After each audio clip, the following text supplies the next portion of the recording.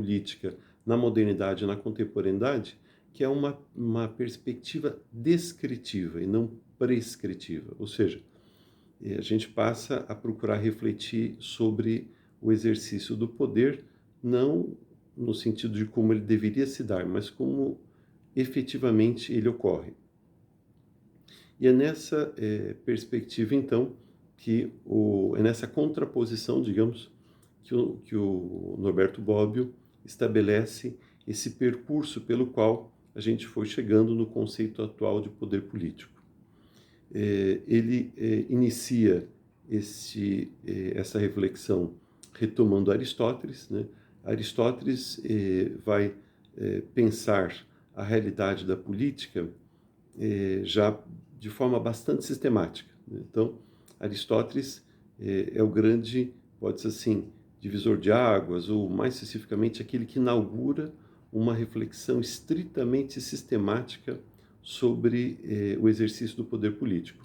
Isso não significa que já não estivessem presentes uma série de referências que ele utiliza no pensamento de Platão e mesmo em toda a filosofia da natureza, a filosofia pré-socrática, digamos assim, né, algumas balizas, algumas referências paradigmáticas já estavam sendo postas ali.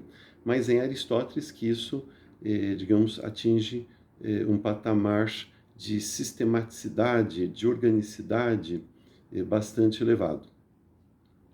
Em Aristóteles, a política vai aparecer ao mesmo tempo como o estudo e a coisa estudada, ou seja, Aristóteles está se referindo à política nessa perspectiva. Então, trata-se de uma forma muito específica de relações entre os seres humanos e ao mesmo tempo, o estudo desta forma específica de relação entre seres humanos. Ora, e Aristóteles já começa a colocar ali algumas referências que dizem respeito à maneira e os critérios pelos quais a gente estabelece uma tipologia das formas de poder.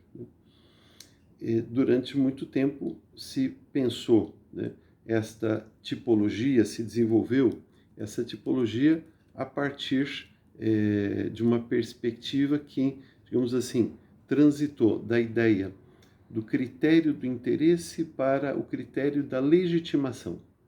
Então, o próprio Aristóteles vai fazer referência, né, àquelas condições que possibilitam uma caracterização do exercício do poder a partir do embate entre os interesses que estão em jogo dentro dos grupos sociais, mas que vão sendo interpretados a partir daquilo que seria, né, princípios que, de uma forma ou de outra, tornariam esses interesses aceitáveis para o conjunto da comunidade política.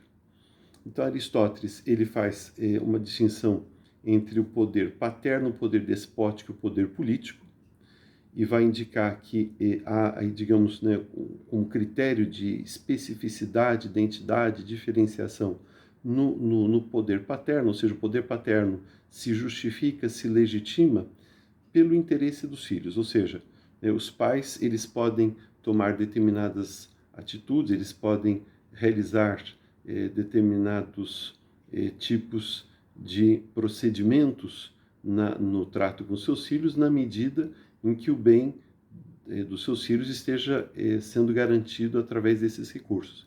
Então, o poder paterno, e diga-se passagem, até hoje a própria ideia de um poder paternalista, que ainda pode ser assim, se mantém no imaginário social contemporâneo, ele está diretamente ligado a esta ideia do filho como um incapaz e do detentor do poder como aquele que é capaz de cuidar do interesse dessa criança, desse jovem, desse filho.